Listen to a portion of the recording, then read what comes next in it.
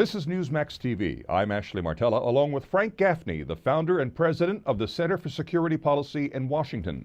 Mr. Gaffney is also a book author, columnist for the Washington Times, and a couple of websites. He also served in the administration of President Reagan as Assistant Secretary of Defense for International Security Policy.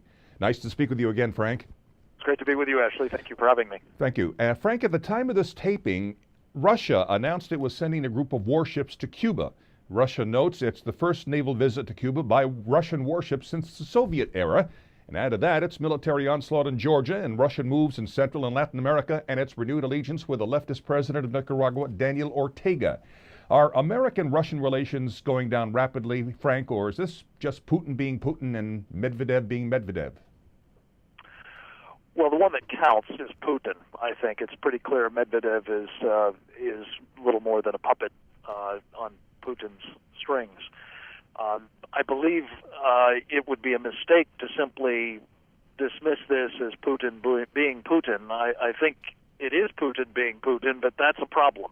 I think what he has in mind is trying to restore the greatness of Mother Russia that will not necessarily look like the old Soviet Union, but I think in important respects it's pretty clear that he intends to resuscitate many of the trappings and, unfortunately, some of the very bad behavior that the Soviets engaged in. And that's a problem for us, particularly in our hemisphere.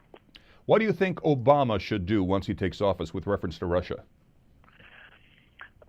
First of all, I think the president-elect, upon taking office, needs to go to school on what the Russians are up to.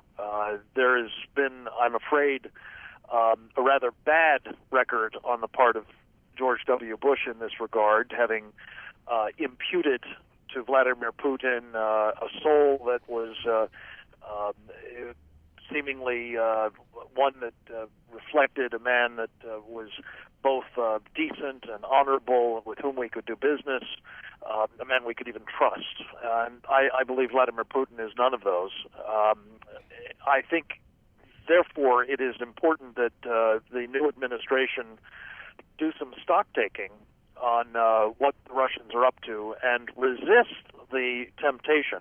When there's no question it will be subject to this temptation, particularly in terms of the pressure from its supporters on the far left, essentially to get back into sort of the old arrangements with the arms control arrangements and the like, that I'm afraid will only reinforce Putin's appetite for expansionism, not slacken it.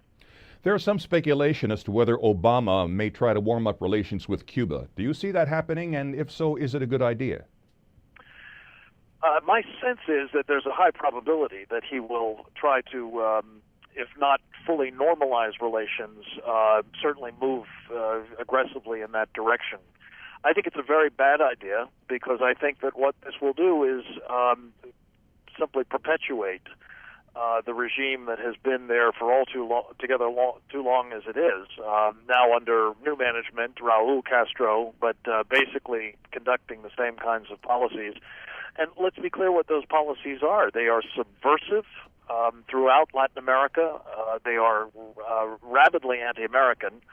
And I'm afraid that that combined with Hugo Chavez, who has benefited from, at least until recently, Venezuela's oil wealth, that the old Castro brothers' ideology and Chavez's money has made those kinds of ambitions on the part of Fidel and Raul much more dangerous today than at any time since the end of the Cold War.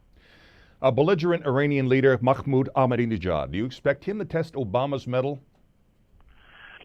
I do. I think Ahmadinejad is part of the problem in Iran. He's sort of the front man for the regime. The Grand Ayatollah and the other mullahs behind Ahmadinejad are at least as worrying. And I think that they anticipate, in a way, a sort of test. That is, that they will be pushing quite assiduously, as they have during the Bush years, to complete the nuclear weapons program that is clearly their ambition. And testing Obama to do something about it, having said, as he did repeatedly in the course of the campaign, and I think since being elected, that we must not let Iran have a nuclear bomb. That will constitute a test of the first order. There had been reports that Israel is prepared to take out Iran's nuclear facilities. Is Israel capable of doing that by itself, and do you think it will? My guess is that Israel is capable of causing disruption, but not destroying the Iranian nuclear weapons program.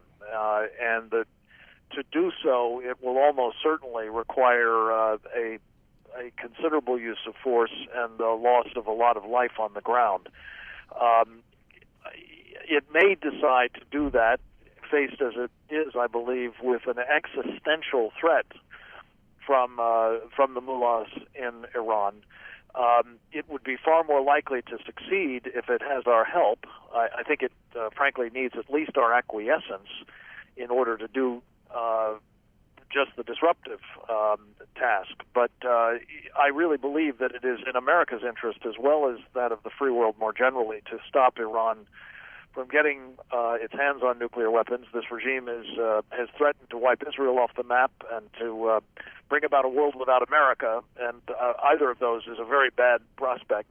Frank Gaffney, it's been a pleasure. Thanks so much for speaking with us. Pleasure's mine. Thank you for having me. Talk to you again soon, and thank you for watching Newsmax TV.